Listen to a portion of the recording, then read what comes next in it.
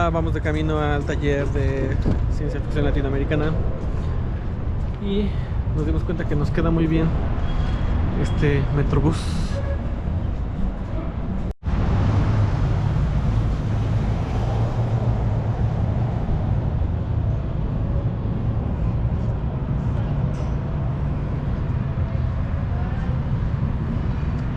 ¿Cómo estás? Cuéntanos. Bien, sintiéndome culpable porque otra vez no leí la lectura. No, la vez pasada sí leí la lectura. Sí. Y luego la semana pasada me dio influenza y no vine. Entonces, pues, pero vengo con toda la actitud. Igual yo también no leí del todo.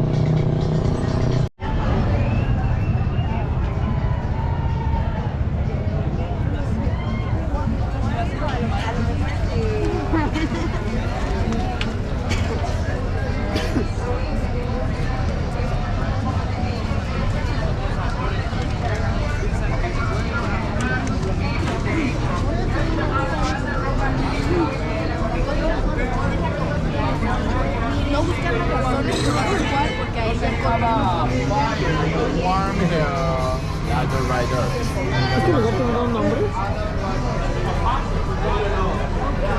Por ahí revistas más allá de la Argentina que tiene 53, ya no me dio tiempo de buscarlas, no tienen ese tipo de portadas, ¿saben? O sea, las portadas aquí son muy distintas, más conceptuales, etc. Entonces, a nivel gráfico, a nivel estético, también lo que se produjo en América Latina fue muy distinto, ¿no? Porque en algún momento, Francisco Porrúa es un tipo súper interesante. Se acaba de publicar un libro con su biografía, y homenajeándolo un poco.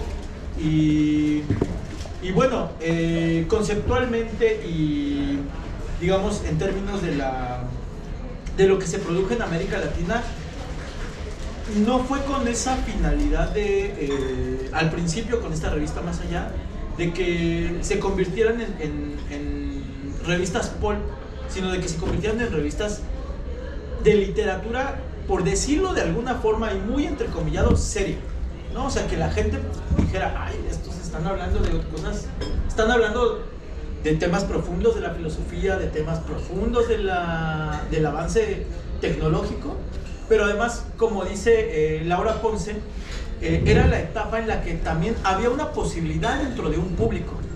¿Y cuál era esa posibilidad? Que bueno, empezaban a existir las revistas de divulgación científica, como había una que se llamaba Mecánica Popular, ¿no? Entonces creo que se conjugaba con ese hecho un poco y sin embargo hay una revista en Argentina, perdón, que se llamaba Péndulo, que tuvo gran éxito, o sea, tenía gran éxito. Fue la revista en la cual se publicaron de forma por entregas el cómic o la historieta, mejor dicho, pues una historieta o una novela gráfica, ¿no? Mejor dicho, en realidad es una novela gráfica de Héctor Oesterheld, la de Cronon. Ay, perdón, tanta información. Si me puedes ayudar. Perdón, es que a veces a uno se le toca cabras el monte, ¿no? Oesterheld. Sí lo encontré. Héctor Oesterheld. Es la de... Nos llegó de una manera como, esta corriente que se hace allá y que podemos hacer algo más conceptual, más estético. Entonces sí, nunca tuvo ese menosprecio, ¿no?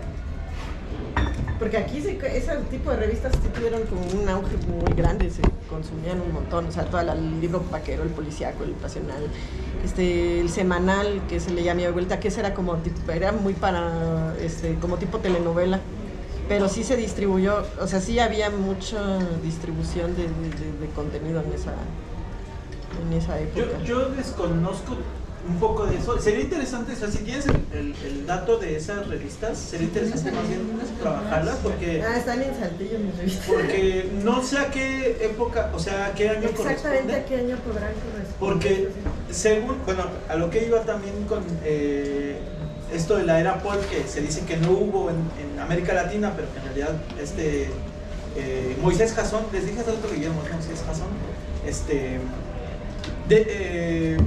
investigó y pues se dio cuenta que sí hubo, incluso hubo una revista chicano-mexicana, México-americana, o sea, como medio chicanona,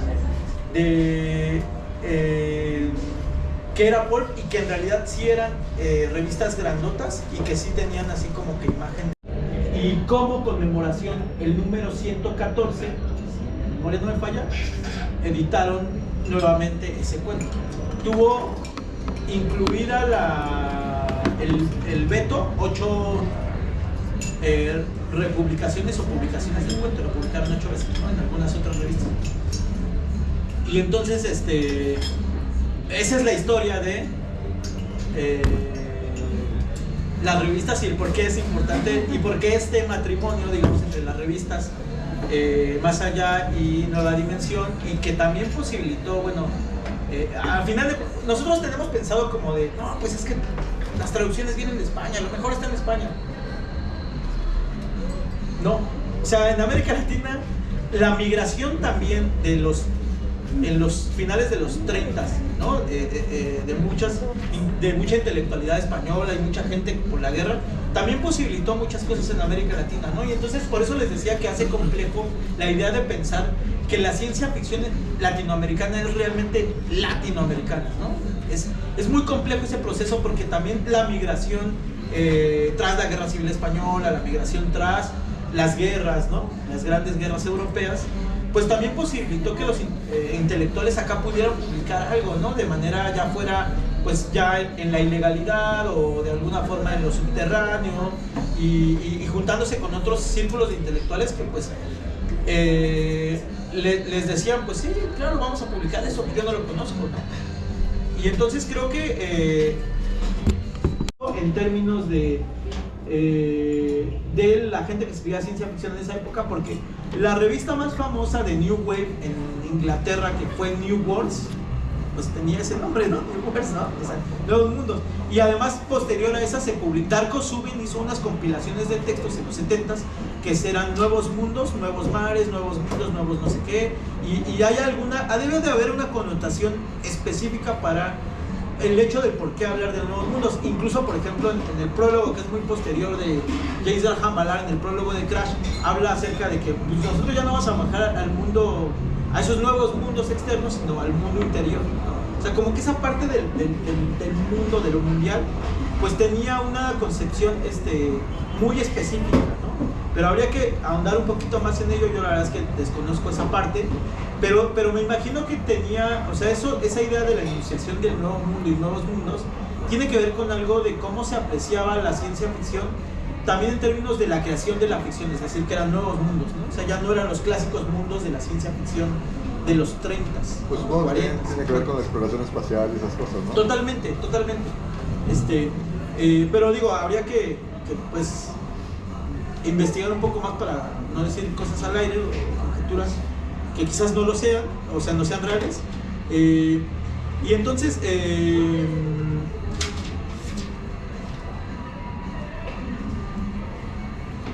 ya estoy bien.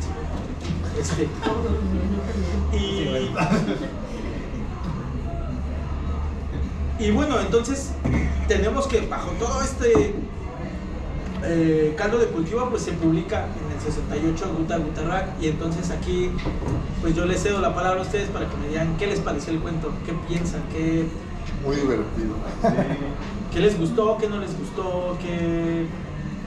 Bueno, personalmente es como el tipo de historias que me gustan porque yo estoy como obsesionado con todo lo que tiene que ver con el tiempo y los viajes en el tiempo, entonces digamos que en ese sentido no es novedosa, pero justo me gusta porque es incluso hasta predecible, o sea, nada más es como ponerle tantita atención y dices, claro, eso tenía que pasar, o sea, en eso tenía que concluir. pero está muy bien construida, ¿no? Y aparte, pues los personajes, aunque es muy breve la forma en la que aparecen, están muy bien definidos, ¿no? Entonces, sí, me encantó. Sí, es una cosa maravillosa. A mí me gustó mucho la aproximación que tiene acerca del viaje en el tiempo. Digo, al menos la aproximación que yo he tenido a los viajes en el tiempo en distintos medios y de género, tienen mucho que ver con corregir algo del pasado, con encontrar algo así, pero en función de ver cómo afecta eso al futuro, ¿no? O vaya una intención muy directa. Y me gustó mucho de este cuento eso que es como, no, o sea, estas personas son como muy inteligentes, vamos a hacer un viaje para cumplir el sueño del difunto, ¿no? Y se me hace como tan sencillo, claro. Pero además tan natural y tan creíble, y es porque es como justo este concepto, este constructo que tienen de familia muégano y de toda una comunidad muégano. Y es como, sí, todos nos queremos mucho y queremos saber cómo existimos, ¿no? Sí, es como cuando lo de los frijoles. A ver, ¿quién dice que sí, quién dice que no? Ah, todos. Ajá. Sí, está muy bello en ese sentido, ¿no? Que está hasta folclórico incluso. Pero la forma en la que introduce como todos los datos duros, por decirle de algún modo, así como, no, es que estas personas desde chiquitos eran muy inteligentes por la radiación y por todo esto, que a lo mejor no era imperativo, pero enriquece mucho de todo el mundo que te construye. O sea, y para mí fue un viaje genial en algo relativamente corto, a pesar de que, como dice Draco, o sea, sí es predecible en un momento, es como, ay, ya sé qué va a pasar, pero quiero verlo, o sea, necesito ver cómo lo hace. Que quieres llegar al final. Sí, o sea, y me encanta este concepto. Y es redonda, ¿no? Sí. Digo, yo me quedaría con la duda, digo, igual si alguno de ustedes quisiera ahondar, es si entonces ya desaparecieron los vascos de su futuro o de su línea original. No, es una profecía autocumplida. Sí, o sea, es que sí, pero es que como viajaron con toda la comunidad. No, pero nada más es un pueblito. Nada más es un pueblo. Ajá. Y de ahí se expandieron. Ok, esa era mi duda. Pero está interesante incluso eso, ¿no? Porque según yo, los viajes en el tiempo siempre también me han medio fascinado. Y entonces, según yo, hay como dos tipos de viajes en el tiempo. Uno que es lineal y entonces regresas, digamos, del futuro al pasado en esa misma línea de tiempo. O está esto que es como ya el multiuniverso, que es como regresas pero a otra línea de tiempo. Básicamente se divide en Volver al Futuro y Dragon Ball, ¿no? Ajá, porque Dragon Ball Z, por ejemplo, regresa a otro universo. O sea, Trunks no regresa, digamos, a su mismo pasado, sino... Dragon Ball Super. No, sí, no, es desde Uy, tienes que ver Super, te va a encantar. Ay, Sí, es que bueno, tiene que ver con el multiverso. Ajá, entonces es una. Y la otra es el muy lineal, como Volver al Futuro, en donde la cagas en algo y regresas a tu presente y ya está todo modificado, ¿no? Entonces se me hace interesante porque al final ese cuento cae en los dos, porque en realidad nunca te dice si los vascos en verdad cayeron como en el mismo universo, sino simplemente podría ser como o sea, no necesariamente tienen que caer en el mismo presente en el que ellos se planteaban como ya estos personajes como súper inteligentes. Pues es que hay una tercera línea o sí, un tercer justo, tipo. bueno. Bueno. Adelante. ¿Estamos hablando de Dragon Ball? No, es que dentro de la... bueno, es que son dos, pero luego esas dos también se ramifican. Sí, se ramifican porque está dentro de el modelo de Volver al Futuro. Hay como dos vertientes, una en la que puedes cambiar cosas y haces loops. Bueno, no loops, sino como que haces olas o algo así. Y hay otras en las que... Y hay otra vertiente que es la que decía Draco de la profecía autocumplida o la del viaje en tiempo cíclico. Que es la ¿cómo le dicen? La de Bootstrap Paradox. Que bueno, pueblo como Terminator. Ajá, bueno, como Terminator, que es completamente circular. Hay un cuento muy popular, se lo recomiendo mucho. Se llama Todos Nosotros Zombies. O todos, sí, Todos Nosotros Zombies, así lo ponen en español. Es de Robert Heinlein, ¿no? Hay una película que se llama Yo soy mi propio... Predestination se llama. Predestination con Ethan sí. Hawke, creo que Claro. me gusta. Claro. Es que le pusieron también en alguna traducción Yo soy mi propia madre. o algo así. Spoiler. Las traducciones. Sí, algo así, así es que sí, algo así. Pero esa película está basada en ese cuento de todos vosotros zombies. Ok. Y que justo es esta idea de lo circular, ¿no? Es decir, de cómo diablos llego y... Pero incluso es ahora como del destino, ¿no? O sea, como que ya no es Sí. modificable. Pues, Sí, es claro, que- va a ser eso lo que Es que va a parte, justo en el cuento dice, ¿no? Que dice, es que viajamos al pasado, vimos a los vascos y eran iguales. Ajá. Y lo viajamos para atrás y seguían siendo Fuimos a iguales. cotorrear, Entonces es así sí. como que nunca cambiaron. O sea, Ajá, además es como muy... entonces no importaba qué época fueran, entonces por lo tanto tiene todo el sentido del mundo que ellos sean los fundadores de su Sí. propia civilización. Sí, o sea, somos tan perfectos que nunca tuvimos que cambiar. Y ahí el elemento unificador nacionalista. Ajá, sí, claro. Pues, conservador. De los perritos, que además eran los mismos, eran las mismas razas que criaron desde Y antes. de los mismos colores de esos. Ajá. Enseñarles a pescar, ¿verdad? Ajá, sí. Que las mismas pinturas rupestres eran las nietas, ahí las sobrinas de la misma familia. ¿A alguien no le gustó el cuento? Y me hizo reír en el metro. A mí me saca como esto de, se me hace así, nazi o franquista, o así como tal vez ese es como el rechazo del cuento en general, ¿no? Pero sí es como saca un lado así, chairo, de, estos son unos nacionalistas de mierda. Ajá. Pero- Es que, digo, sí, se entiende por el contexto.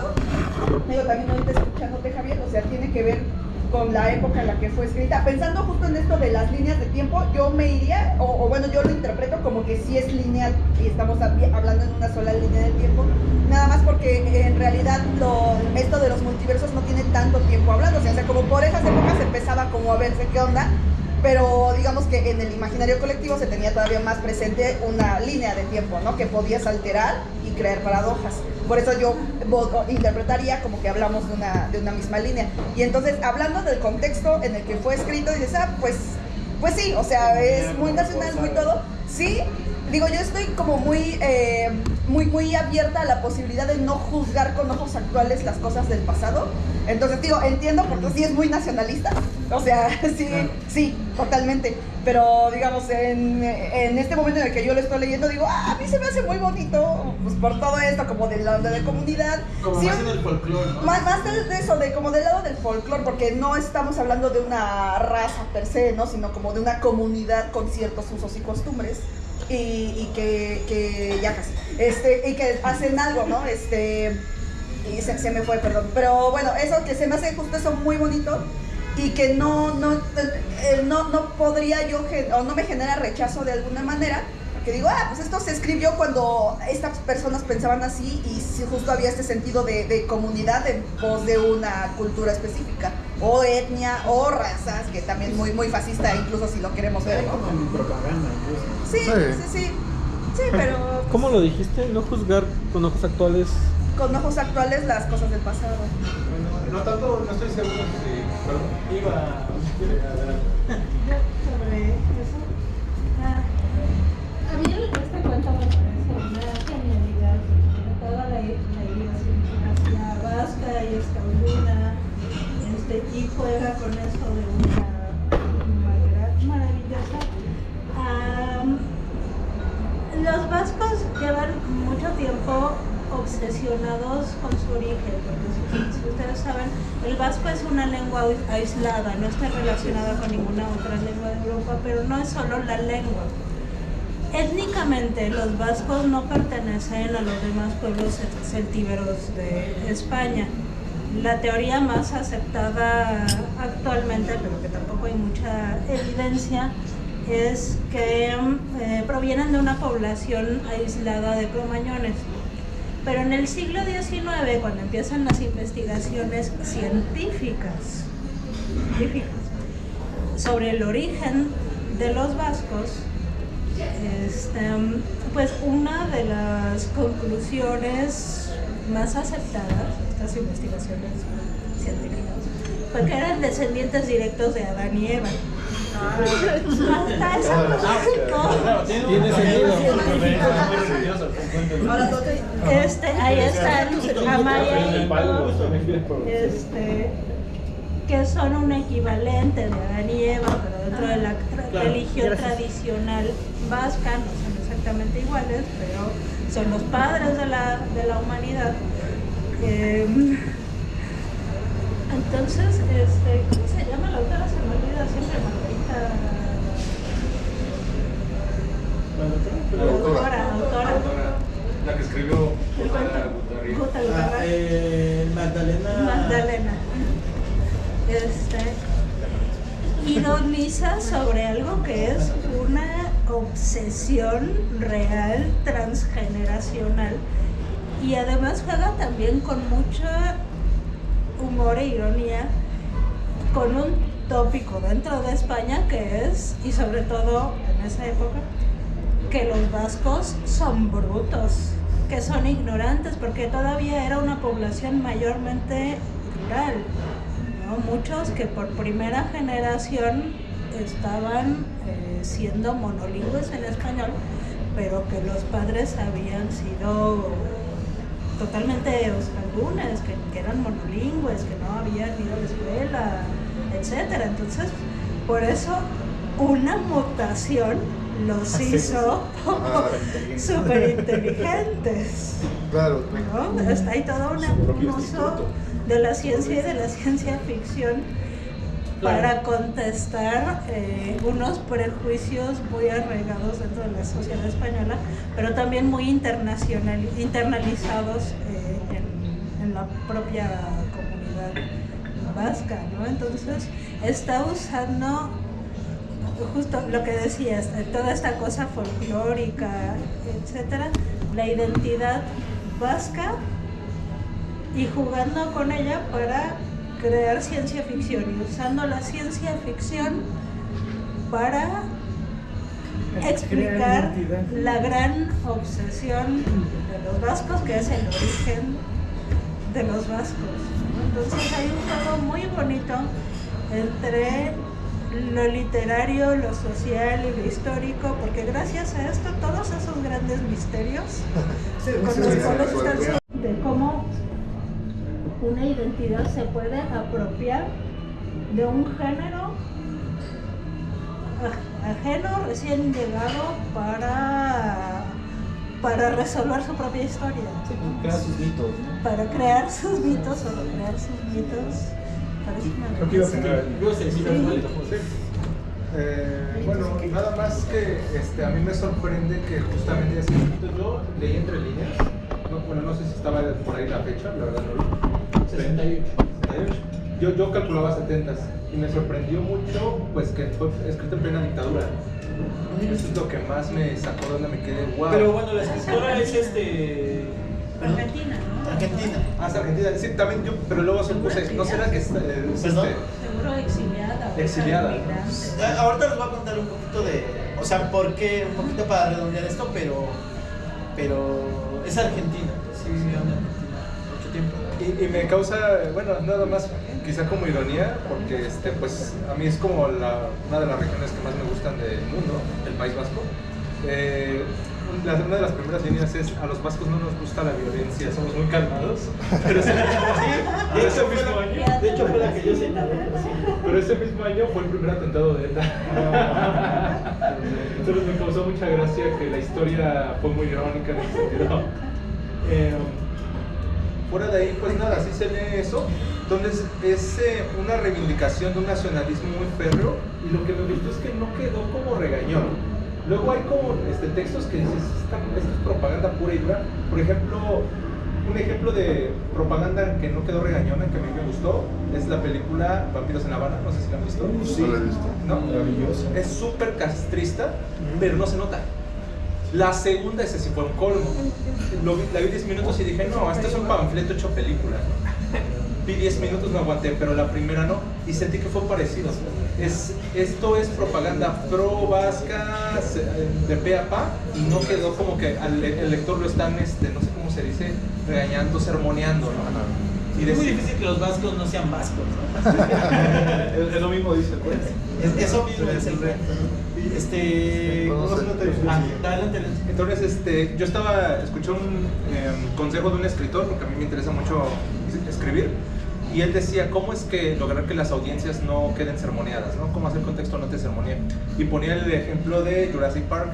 ¿Se acuerdan que cuando estaban pues, la mesa de celebridades y le estaban diciendo, mira, es un parque temático, mezclamos los genes y tal. Entonces el rocker que estaba ahí dice, es que esto no está bien porque la vida se abre paso y va a terminar por romper la jaula, ¿no? Y al final la película fue una demostración de eso que dijo, ¿no? Entonces a mí me parece que esta chica hace eso, ¿no? Hace que se desenvuelva toda una cuestión de sucesos sin que quede como que te voy a decir qué es lo que está bien y qué es lo que está mal, ¿no? Entonces, algo que la segunda no logró, ¿no? Entonces, me encantó esa técnica de que cómo intenté hacer, si quieres, algo de política incluso, ¿no? Pero no quedó sermoneante. Nada más.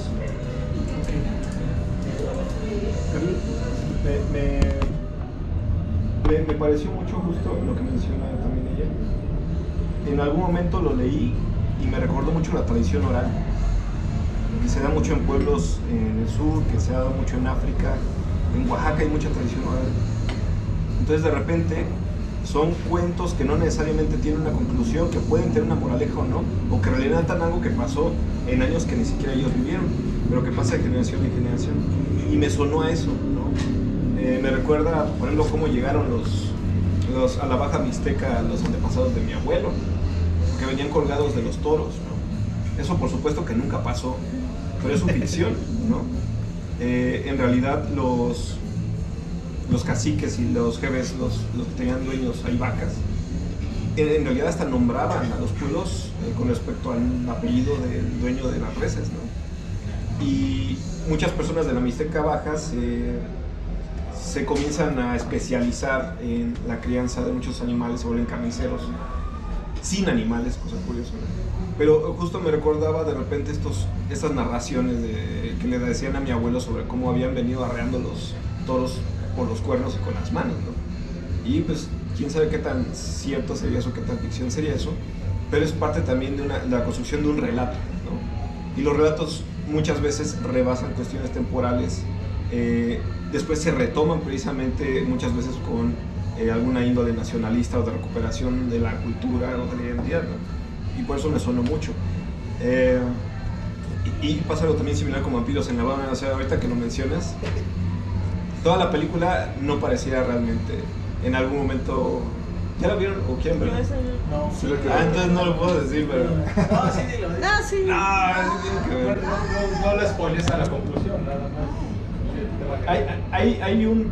Ya, dilo. Tal vez hay un punto en la película que todo se vuelve comunal, que se muere la propiedad privada, ¿no?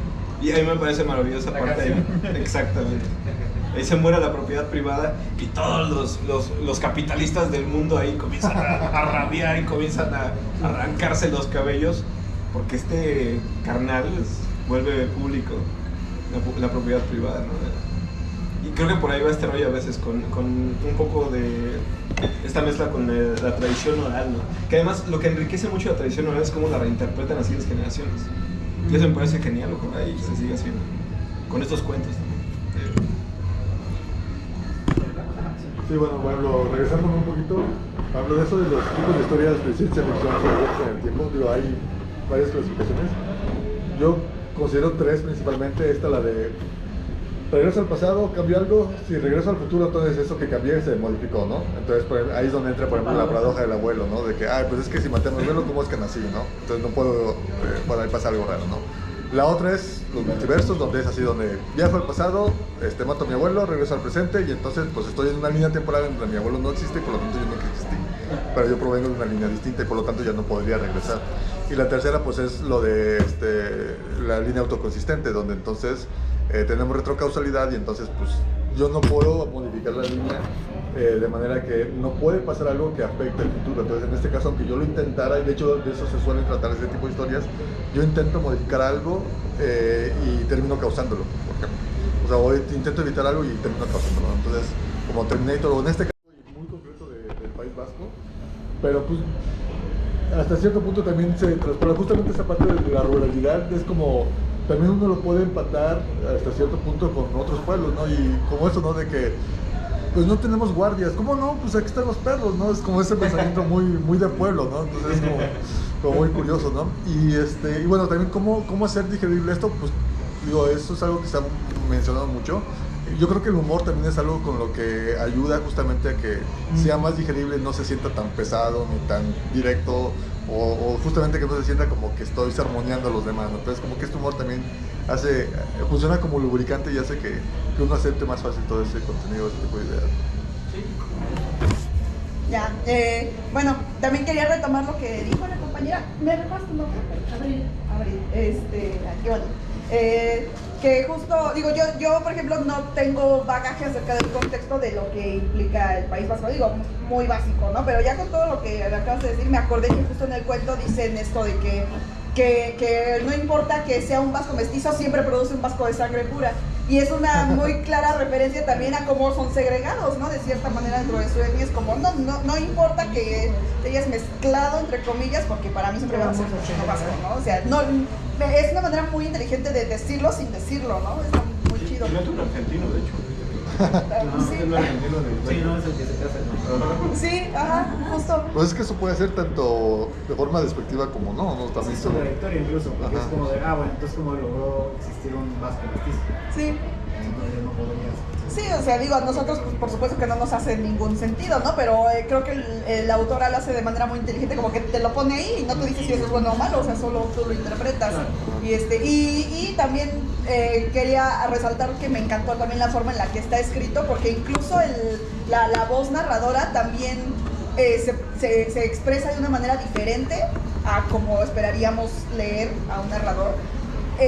O sea, como que también esa voz narradora se siente parte de ese universo, ¿no? Ahí como metido por cómo habla. Y aparte los personajes tienen su manera de hablar muy particular. Entonces, está muy bien construido. Sí, también es a nivel técnico. Sí, pues... qué bueno. Sobre lo que decían ambos, algo que es muy importante también es que todo el texto está construido no solo a partir de la identidad cultural, sino de los valores. La familia nuclear, supernuclear, el hecho de que no están en la ciudad, sino que su instituto súper sofisticado está en un valle perdido, en medio de las montañas, lo de tener a lo de los perros, guardianes, que todo es pueblo. Sí, esto de que Y dicen... habla como gente de pueblo. Ajá, es esto que dicen, es que nos sentimos mal porque les estamos mintiendo, tuvimos que mentirles. Sí. Yo quiero predicar. Sí, pero ¿qué vamos a hacer si todavía no ha nacido Jesucristo, no? Entonces, contra esa ciencia ficción que siempre es muy urbana y a veces hiperurbana, esta es una ciencia ficción rural, montañesca. Un contraste completamente. Sí, creo que, bueno, a mí me encanta, yo creo que a mí me encanta mucho este cuento y le tengo mucho aprecio porque es uno de los cuentos para mí más representativos de lo que podría ser la ciencia ficción latinoamericana sin necesidad de ser un cuento que hable sobre los problemas latinoamericanos, ¿no? O sea, nunca habla no es un cuento que ocupe una región de América Latina, la que sea, para hablar de cualquier cosa, ¿no? Pero además creo que habla un poco como de esta idea se alcanza a observar el mestizaje que existe en América Latina y que además en América Latina no solamente se hablan de muchos temas. ¿Por qué lo digo como un cuento de ciencia ficción latinoamericana? Porque recoge esta idea del mestizaje, ¿no? O sea, tan solo el mestizaje en la persona misma de Magdalena Montaño, pero el mestizaje mismo es la idea de lo que representa lo vasco dentro del cuento, ¿no? Aunque no hable de ningún tema pues, que nosotros pensamos latinoamericano, pero que lo sentimos tan cercano y eso permite también entender que pues, la literatura y la ciencia ficción pues, tiene esa capacidad de universalizar y no que tienes que hablar de algo tropicalizado para reconocer que pertenece a una región o que pertenece a un sentido de construcción de ficción y de representación de la realidad completamente distinto que no es el anglosajón, ¿no? Sino que también recoge esta idea de que en algún momento pues también existe un matrimonio entre lo que ocurre pues, entre lo hispano, lo español y lo mexicano, digo, aunque los catalanes o los caleños no son propiamente o no se consideran españoles, pero existe como, o sea, recoge como todo eso que está alrededor, ¿no? de la construcción de la literatura de ciencia ficción, pero que además siempre todo el tiempo está en hibridaje y que la ciencia ficción en América Latina todo el tiempo es un híbrido, ¿no? O sea, por eso para mí es como un ejemplo muy tajante de lo que podría representar aquello que se quiere nombrar como ciencia ficción latinoamericana. Con el veto de un cuento, esa posibilidad política real, ¿no? de internacionalismo, de encontrarse con otras personas, de observar que aún así, que digamos, como diría en algún momento Bruce Sterling, ¿no? Creen que porque nuestros orígenes son de revista barata, no somos peligrosos, ¿no? Y entonces por eso Harlan Ellison pues, tiene esa antología que dice que se llamaba Visiones Peligrosas, ¿no? Y creo que es un momento muy bello, ¿no? En ese sentido, pues, ¿no? Y me gusta mucho la forma en como dice Domingo Santos que después pudieron recuperar ese cuento y publicarlo, ¿no? Y que dice, nosotros regresamos con el alma en el puño para poder publicarlo, ¿no? O sea, nos quedamos con el alma en el puño, ¿no? Para poder publicar ese cuento, ¿no? Y solamente no se refieren exclusivamente al puño como golpear a alguien, sino pues, el puño que la gente levantaba en las manifestaciones, ¿no? Es tan bello, o sea, perdón mi emoción, pero es que para mí es algo que es hermoso, que ya no, digamos que en esta apariencia de que nada está prohibido ahora, pues ya no se ve o no se alcanza a mirar la capacidad política que tienen ciertos textos, ¿no? O la capacidad política no solo en términos de enunciarse en contra de un gobierno, en contra de la represión, sino también enunciarse en contra de que creo ahora, ¿no? Esto ya es como un paréntesis, contra las grandes industrias, ¿no? Porque ahora pues la lucha de la ciencia ficción ya no es contra, o sea, sí contra el Estado siempre, pero ahora ya es contra las grandes industrias, ¿no? Que pues están acabando el planeta, ¿no? Y auspiciadas o ayudadas o con esa coadyuvación del gobierno, ¿no? Del Estado, ¿no? Pero bueno, yo lo dejaría hasta aquí para que podamos pasar al otro, si les parece, a los otros cuentitos, porque me gustaría que leyéramos aquí el de El futuro, pero me gustaría, bueno, pasar al de La oscuridad, de Carneiro, de André Carneiro, y ya, bueno, digo, para darles la palabra a ustedes, solo quiero agregar que André Carneiro ha sido también otro de los grandes personajes, pues, un poquito olvidados dentro de la ciencia ficción, sobre todo en América Latina, sobre todo porque pues es portugués, ¿no? Es portugués, hablaba portugués, ¿no? Y entonces también esa es la otra cuestión, ¿no? O sea que críptica, ¿no? De plantear preguntas universalizables, me parece una cosa también muy bella para poder hablar de cosas que pues, estaban prohibidas en su momento, ¿no? Bueno, algo que me llamó la atención bueno, lo primero que se puede, a ver, ¿de cuándo es esto? Porque son como de esas interpretaciones involuntarias que hay, de que esto parecería un cuento también sobre la pandemia, ¿no? Por ejemplo. Y que incluso con otras obras ha pasado, incluso con algo a lo mejor tan superficial como Avengers Endgame, que decía, es que yo vi esta película después de la pandemia, y entonces la lectura es distinta, porque pues dices, claro, pues sí, porque se mueren los personajes y todo esto, dices, sí. Entonces aquí también pues es como este problema que empieza a atacar a todos y no sabes, o sea, ahora sí que literalmente no ves el final de esto. Y también es muy interesante, ¿no? Porque pues a fin de cuentas también es como la interpretación que puede darle cada quien, pero pues sí es como, da para mucho, ¿no? Y digo, en lo personal también me llamó mucho la atención, o sea, justo como no es en español originalmente, sí dije, ¿quién tradujo esto? Porque el manejo del lenguaje es muy bueno. Y pues la traducción pues también está bastante bien. Bueno, está bien, que me está viendo mucho. Pues justo con este cuento yo tenía un poco la duda, que sin querer me respondiste ya al principio de la sesión, acerca de por qué esto es ciencia ficción. Porque sí tenemos como una situación muy tangible, como con hechos hasta cierto punto, pero se siente más como una fantasía rara o un realismo mágico, ¿no? pero ya lo dijo Javier al inicio, o sea, son hermanas, la ciencia ficción y la fantasía, ¿no? Y creo que este cuento las hermana de una forma muy, muy natural. Digo, ya avanzando en el cuento y entendiendo como de qué va, pues toda esta parte justo de la crítica social, justo yo presentí como para dónde iba, en el sentido de que dije, pero pues hay gente que no ve y que vive esto todos los días, ¿no? Pero también se me hizo muy interesante ponernos en el contrapunto de todos nos quedamos ciegos hoy, ¿no? Todo el mundo y todos, o sea, ¿y cuánta gente se va a morir por eso, ¿no? O sea, está muy, muy loco imaginar esa distopía. Y de repente hay una película que se llama Green Box, ¿no? Ay, bueno. Eso es como la antítesis, ¿no? Lo de, eso es como no hacerlo bien. Pero perdón, adelante. No, pero justo, ¿no? Creo que esto se lo hace bien, porque sí, bueno, a mí me encantan como las cosas que tienen que ver con apocalipsis inminentes, y esto se siente así, ¿no? Como un apocalipsis inminente al que ya no podemos hacer nada ni remediarlo, es como, no, te toca vivir con eso, ¿no? Y ver cómo va a funcionar la sociedad y qué vas a hacer con la gente que se va a morir, ¿no? Por esto, o sea, cómo arrancas a partir de aquí. Ahora está muy interesante. Sí, de hecho, esto fue un poco decepcionante de que primero, perdón. No, espera, quiero saber qué era todo. el final, porque digo, ok, está bien, o sea, pero dije, bueno, de repente ya se resolvió y yo pensé que se iba a lo mejor a explorar como, si esto ya nunca se resuelve, ¿qué va a pasar? Bueno.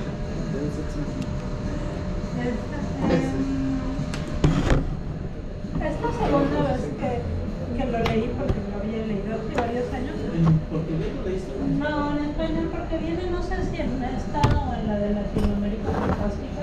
En la otra. Ajá. No hice la asociación, pero esta vez me resultó inevitable pensar en esto como un plausible antecedente de La ceguera de Saramago, que es un autor que además también es un autor de ciencia ficción, a pesar de que por alguna razón no se lo considera así, pero la mayor parte de sus obras, incluyendo La ceguera, son obras de ciencia ficción. Es prácticamente la misma historia, solo que en Saramago la gente se queda ciego, y aquí lo que ocurre es que el mundo empieza a perder energía, el universo empieza a perder energía y después la recupera. En ambas novelas esto se resuelve tan misteriosamente como ocurrió, y en ambas novelas lo que se explora es lo que ocurre con la sociedad en esta situación límite. Sin embargo,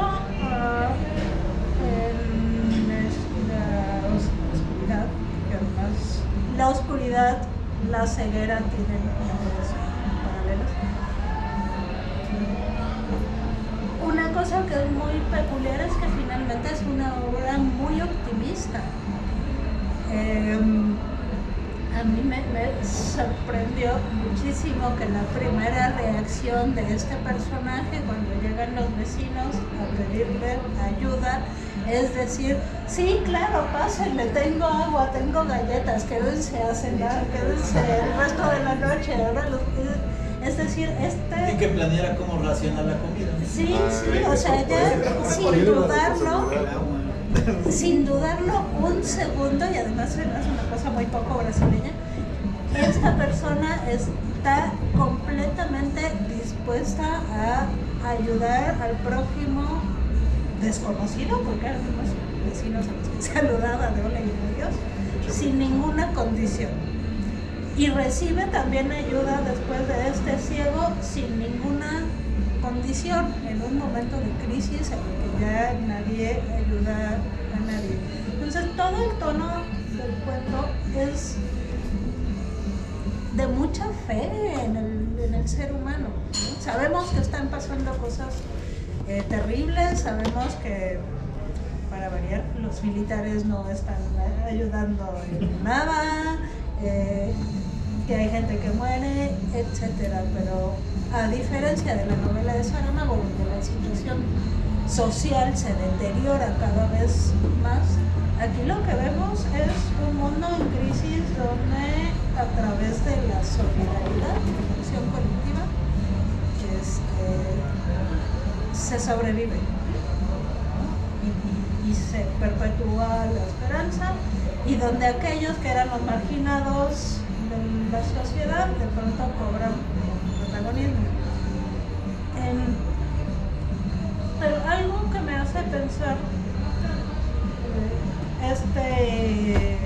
este cuento en particular, pero algunos otros que hemos visto también, es que a diferencia de la ciencia ficción anglosajona, que es mucho más tecnología ficción que ciencia ficción propiamente dicho, en la ciencia ficción latinoamericana lo que se pone en juego es algún principio científico que se extrapola hasta sus últimas consecuencias, ¿no? La exploración de lo improbable, más que la tecnología que se puede desarrollar, etc. Es mucho más puramente científica que la parte más famosa de la ciencia ficción anglosajona. También en el de la doble y única mujer, por ejemplo, no hay una tecnología, bla, bla, bla.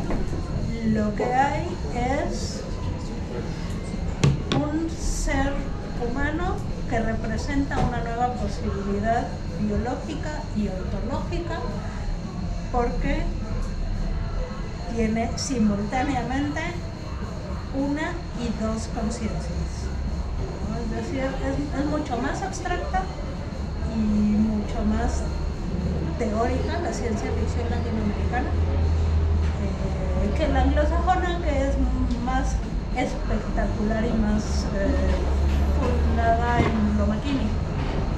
Esa distinción se me hace muy interesante, que hasta cierto punto es más ciencia ficción que la otra ciencia ficción, es más tecnología ficción. ¿Qué dijiste? Teoría y ciencia contra lo maquínico y... ¿Qué? Espera, Te pregunto por lo que dijiste, es teoría y ciencia contra lo maquínico y... dijiste... Y lo tecnológico, ¿no? El desarrollo tecnológico. Perdón.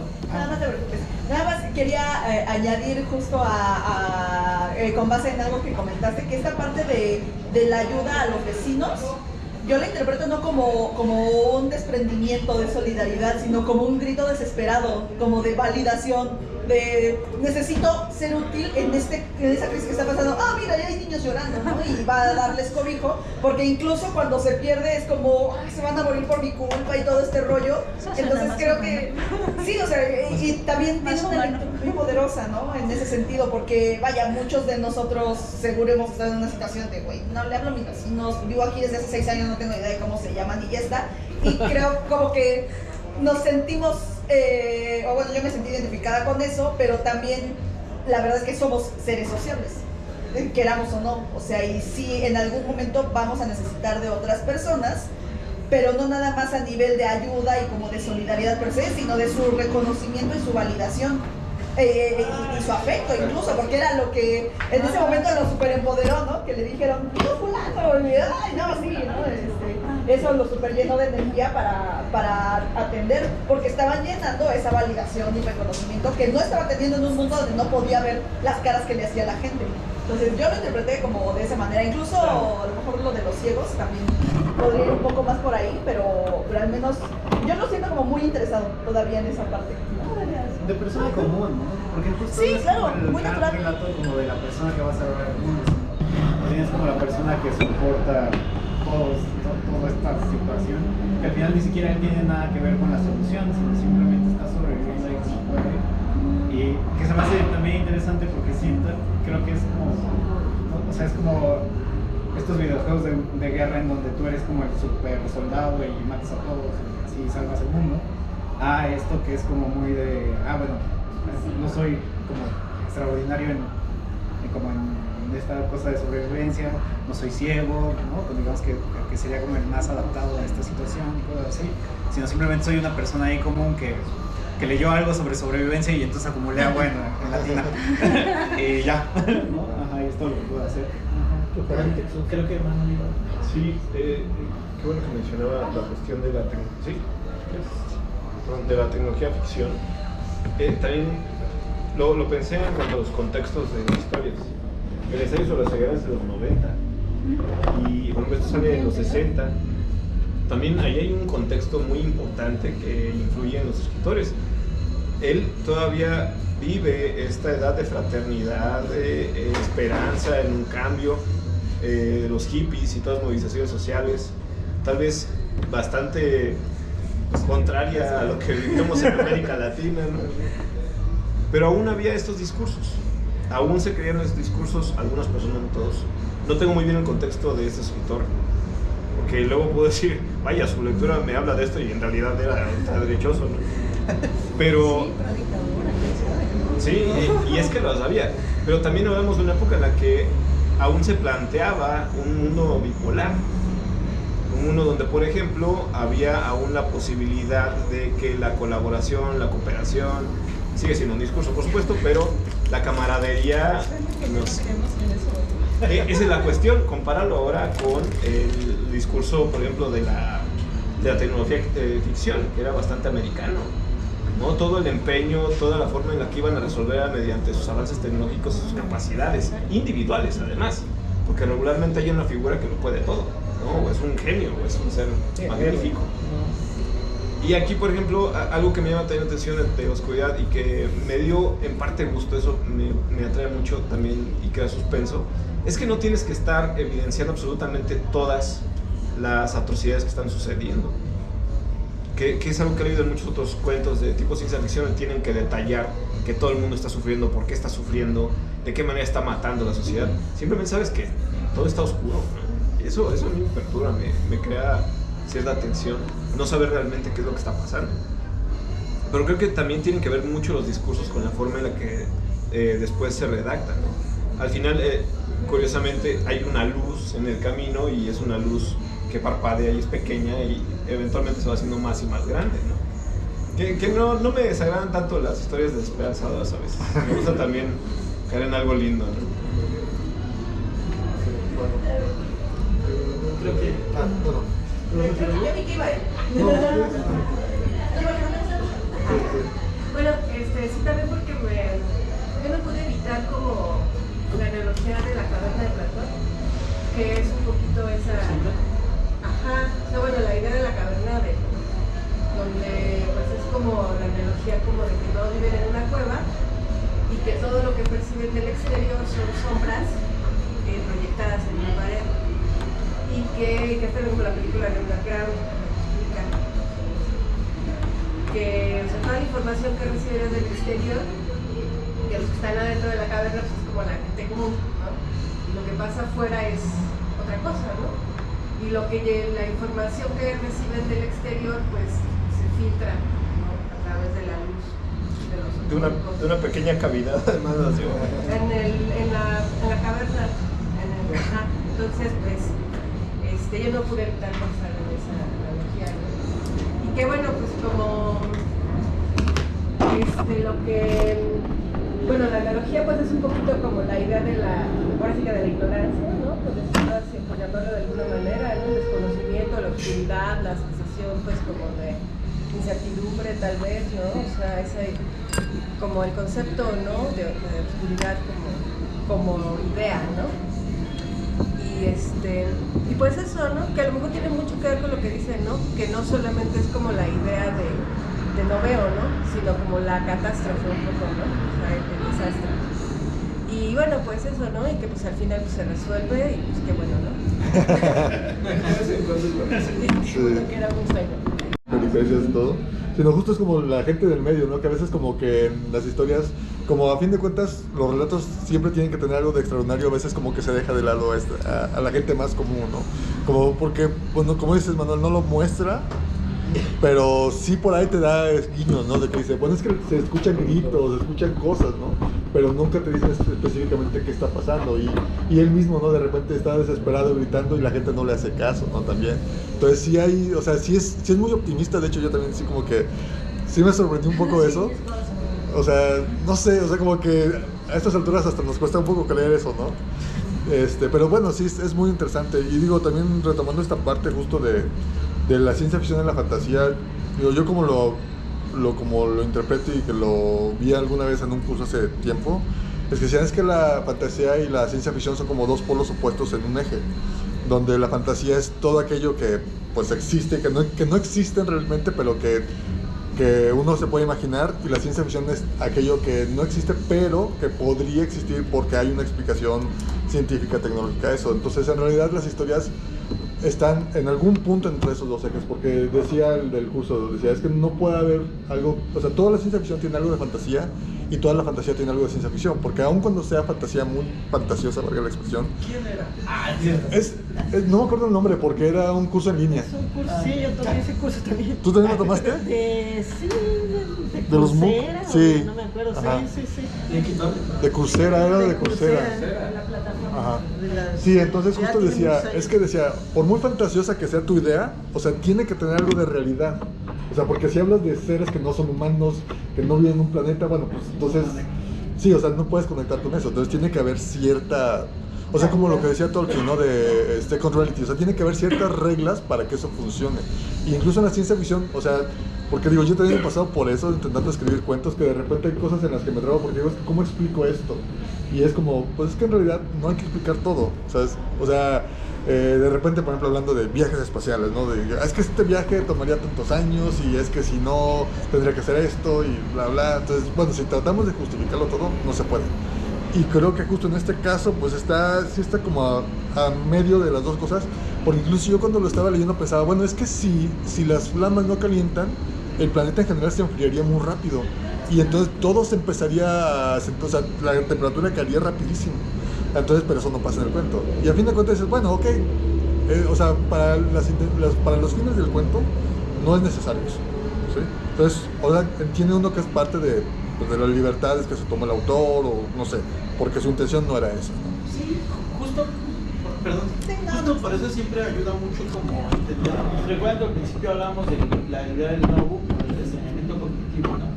Que eso nos permite también entender que no necesariamente están hablando de nuestra sociedad, ¿no? O sea, que incluso muchas, por ejemplo las space operas, hablan de historias de la ciencia ficción, pues que no tienen nada que ver con las condiciones atmosféricas ni nada pues de acá, ¿no? Y no deja de ser ciencia ficción, aunque te explican una ciencia que no existe, ¿no? O sea, te explican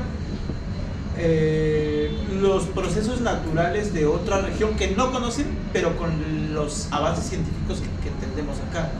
Entonces creo que eso, pues es un poco también esta idea de donde se parte del extrañamiento cognitivo, pero además como que creo que, digamos, creo que más esta diferenciación entre lo que es ciencia ficción y lo que es fantasía es más una discusión a veces entre teóricos, clasificadores y gente que está investigando que de los lectores o de los escritores, ¿no? Porque muchas de las muchos cuentos ni siquiera les importan, ¿no? Y luego, por ejemplo, pues llega un tipo que se llama China Miéville y le da igual y empieza a hacer New Weird, ¿no? Y dice, me da igual si es fantasía o ciencia ficción, yo quiero escribir esto, ¿no?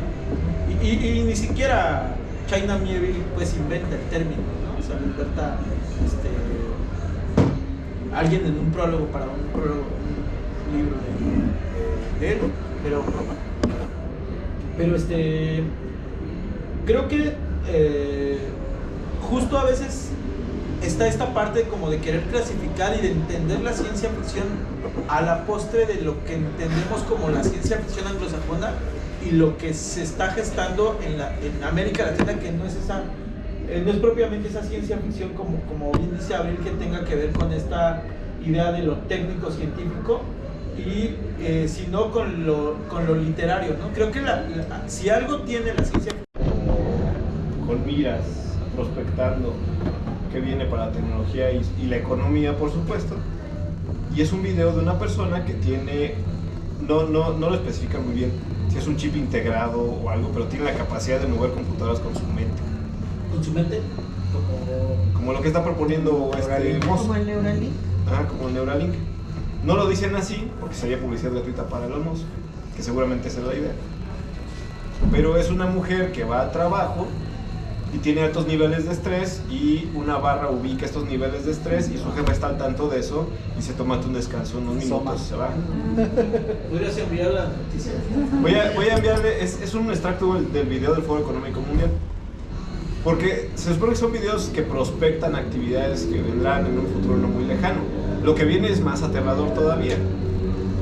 Porque este personaje tiene un interés romántico en una persona de su oficina y también su jefa se da cuenta. Porque está respondiendo de cierta manera su cabeza sin control. Y después tiene que regresar a casa y pues pone música dentro de su propio cerebro porque ya no es necesario que tengas un dispositivo, ¿no? Pero lo curioso es como la gente aplaude.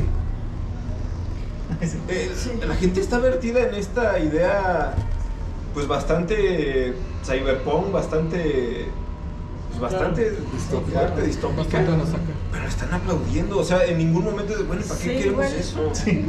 Esto va a ser un negociado, o sea, la gente decía una la nota con esto, ¿no? Pero en ningún momento era como, ¿para qué chingados quiero saber? Es que sí.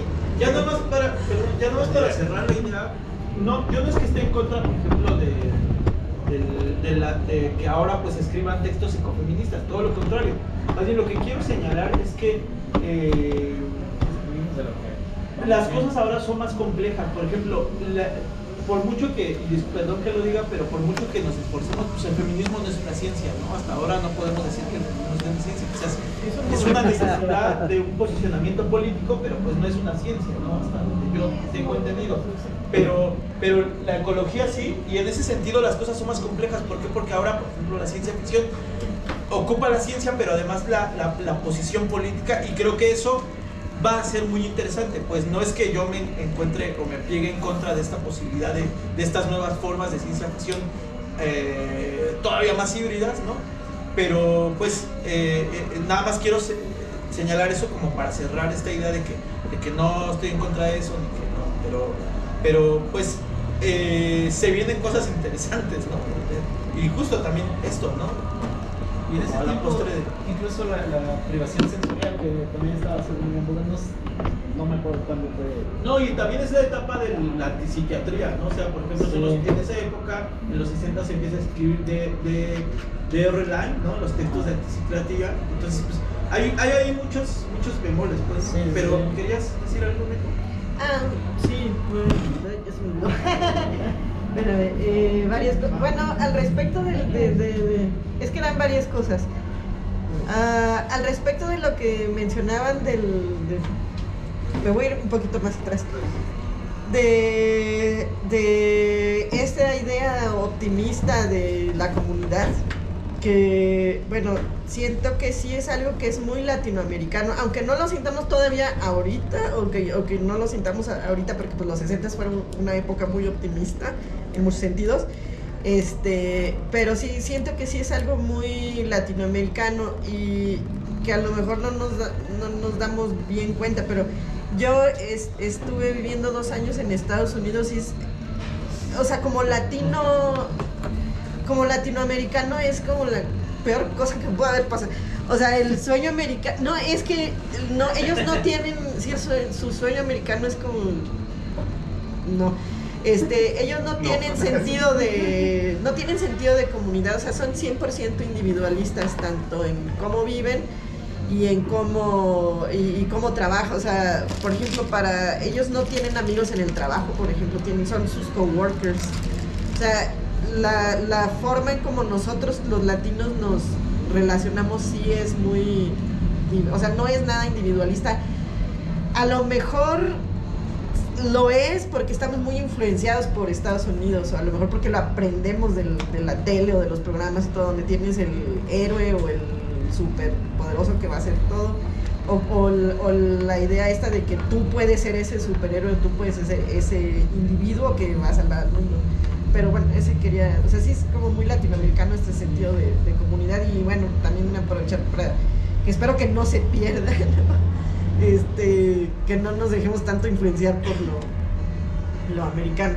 Y otro comentario relacionado con lo que decía Juan, a mí también me tocó ir a una conferencia donde justo estaban desarrollando ni siquiera una conferencia, era ¿cómo se llama? Era la presentación de tesis de una chica, donde justo estaban desarrollando un aparato para mapear tu estrés, o sea, para mapear, ya no me acuerdo, pero medía varios parámetros. Entonces hicieron estos dispositivos, hicieron un muestreo de diferentes personas para ver las ondas cerebrales, si podían detectar si el empleado era para los empleados, si estaban estresados, si no sé, varios parámetros ahí, si estaban estimulados, si estaban contentos, si estaban no sé qué. Y igual, como dice él, o sea, fue un aplauso, o sea, nadie siquiera cuestionó. O sea, la idea era hacer este aparato, un prototipo para vendérselo a las empresas y que las empresas te puedan monitorear cómo te sientes o cómo estás. Y si estás triste, pues ya te pone una plantita, o si estás enojado, no sé. Fuma Tutsi. Ajá, pero no, como dice él, todo se recibe como con un aplauso, o sea, nadie se puso a cuestionar si eso era siquiera ético o qué. Sí, claro, porque al final Ajá. el objetivo de eso es que seas más productivo. Más productivo. Ajá. Es como que se preocupen por tu salud ni nada, sino Claro. Sí. Si no es que estén preocupados por tu salud, exactamente. Pero fue así como escalofriante, así que nadie cuestionara nada. Creo que va a hablar Abril y Ajá. después. Ay, de pronto se me olvidó por qué quería decir esto, pero ahora inadvertidamente creo que solidarizarme con Rodrigo Bastidas.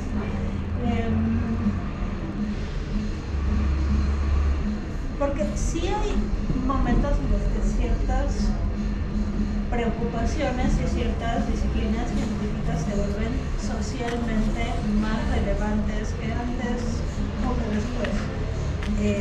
Más allá de la elección del término moda, que me parece muy inapropiada, pero bueno, el interés por la física nuclear tuvo un crecimiento notable después de Hiroshima, ¿no?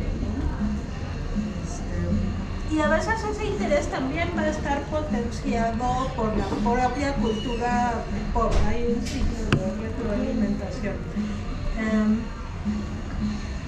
Pero en realidad lo que quería decir, conectado con eso y sobre ciencia ficción, no, más bien sobre la ciencia en la literatura, es que a veces pasa lo contrario del retroetiquetado, y no sé cómo se podría nombrar. Hay disciplinas o hay protodisciplinas que en su momento son consideradas científicas y que después pierden validez. Pero que desetiquetado, invalidación.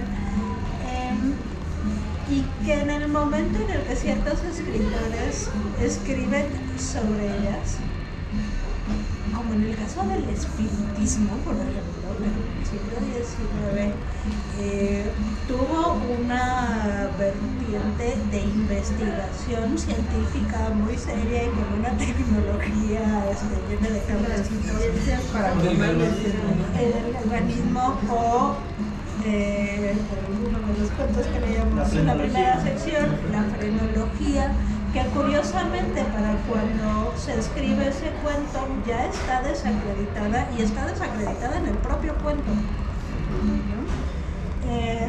Entonces también hay un aspecto de la ciencia ficción y de la ciencia en la literatura que es muy peculiar, porque va a ser considerada ciencia según el momento histórico en el que esa disciplina está validada por la comunidad científica, y va a ser considerada fantasía en el caso del espiritismo, por ejemplo, que hay muchos cuentos sobre espiritismo,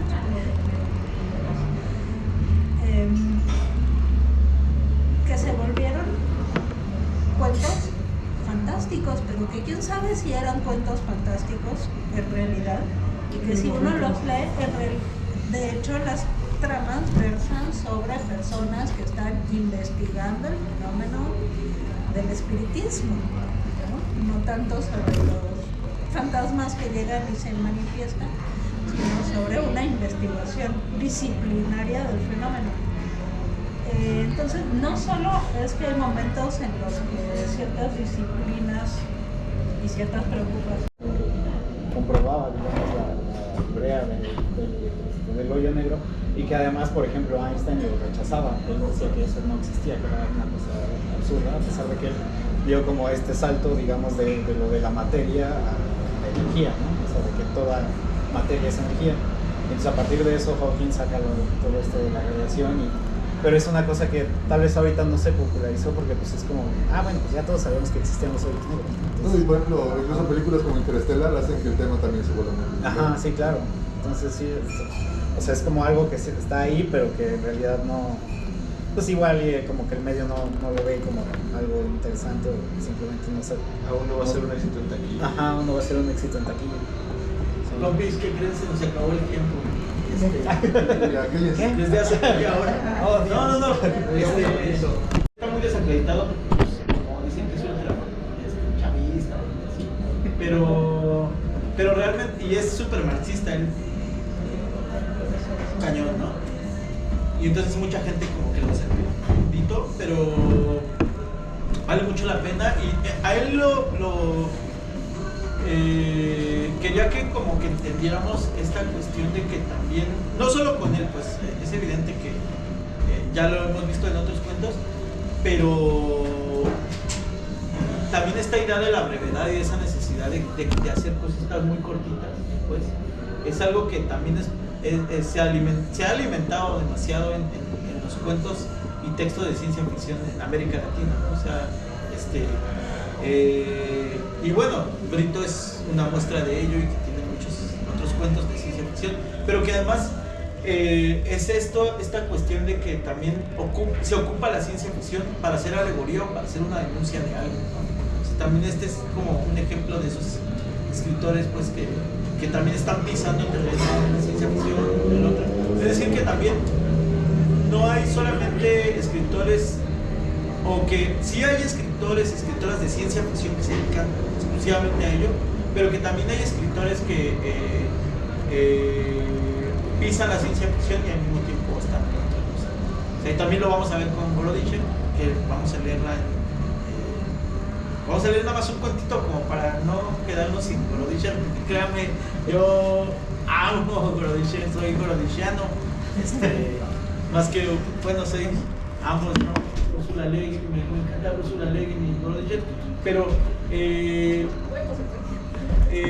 aquí con Gorodischer y con Hugo Correa y con algunos otros escritores nos vamos a dar cuenta que también empezaron a existir esas mancuernas de gente, escritores de América Latina que empezaban a cartearse también, bueno, ya desde antes, desde esta época de las revistas, pero que también empezaban a trabar amistad y que empezaron a complejizarse también los temas y se dieron cosas muy interesantes, ¿no? Que es decir, quiero decir que la ciencia ficción latinoamericana pues ha estado o de alguna forma no mantuvo en esta época como esta idea que a veces, o que pudiéramos pensar, de un parámetro de querer ser ciencia ficción puramente latinoamericana, ¿no? O sea, con ese mote, ¿no? Y con esa necesidad, sino que fue algo más complejo, ¿no? Y creo que si no hay algo más que quieran contar, en el metro de la línea 1 y la 11, como está en el centro, también se alcanza a ver. Ya es que puedes cruzar de un tren a otro. Y más que hablaba de fútbol, sí, pero ya cuando vi que era de Murcia, no eres tan sabía que en ese caso estaba muy de moda. Yo no sabía que le gustaban las personas y yo pues recién aportaba, todo era como recortado y lo tenías que hacer con collage. Y ya la profesora pasé tantas revistas y yo me sentía justamente esta vez atrás de no sé por qué. mismo lugar. Y ya, haz de cuenta así, la típica escena de ahí yo me supe que le gustaba mucho Chile y después yo de Emo